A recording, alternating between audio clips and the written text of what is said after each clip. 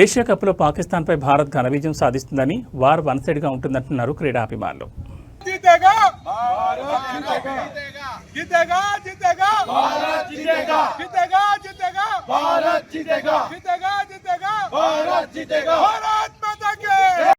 ఈ రోజు భారతదేశంలో 140 కోట్ల మంది జనాభాలో ఢిల్లీ నుంచి గల్లీ వరకు కటక్ నుంచి కటక్ వరకు ప్రతి ఒక్క మారుమూల ప్రాంతంలో ఉన్న కేవలం భారతదేశంలో కాదు విదేశాల్లో కూడా ఎదురు చూస్తున్న యొక్క సమయం ఏంటంటే ఆపరేషన్ సింధూర్ ఏ విధంగా జరిగిందో అదే విధంగా ఆపరేషన్ క్రికెట్ యొక్క సందర్భంలో భాగంగా పాకిస్తాన్ ఎప్పుడు తరిమికొట్టే యొక్క ప్రయత్నం భారత్ చేస్తూనే ఉంటుంది. ఒక చిన్న యువకుడు దగ్గర నుంచి ముసలా వాళ్ళ వరకు ప్రతి ఒక్కరు కూడా ఈ యొక్క ఎదురు చూసే యొక్క సందర్భం ఈ రోజు.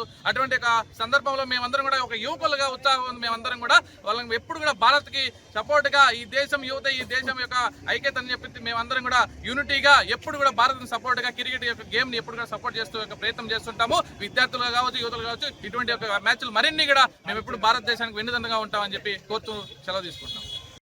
ఈ రోజు జరగబోతున్నటువంటి భారత్ పాకిస్తాన్ మ్యాచ్ లో భారత్ విజయం సాధించబోతోందని చెప్పి మేమందరం గట్టి నమ్మకంతో ఉన్నాము. వారు వన్ సైడ్ గా ఉండబోతోంది. మొన్న కూడా చూసాం మ్యాచ్ ఎలా జరిగిందో. ప్రతి ఒక్కరికి ఎంటుకలు నిక్కపొడుచుకునే విధంగా ఉండింది. ఆ రోజు మన కెప్టెన్ గారు చెప్పినట్లు అసలు ఆ మాట వింటేనే ప్రతి ఒక్క భారతీయుడు జై హింద్ అనాల్సిన అవసరం ఉండింది ఆ రోజు. ఎందుకంటే పాకిస్తాన్ చేసినటువంటి దుస్సాహస చర్యలు ప్రతి ఒక్క భారతీయుడిని చాలా కలిచివేసింది. వాళ్ళని ఒక రంగంలోనే కాదు ప్రతి ఒక్క రంగంలో ఓడిస్తామని చెప్పి ఈ మ్యాచ్ తెలియజేస్తుంది. ఆల్రెడీ ఒక మ్యాచ్ అయింది. ఈరోజు మళ్ళీ ఈ మ్యాచ్ లో కూడా దిగ్విజయంగా మన వాళ్ళు మీసం మెలేసి రాబోతున్నారు.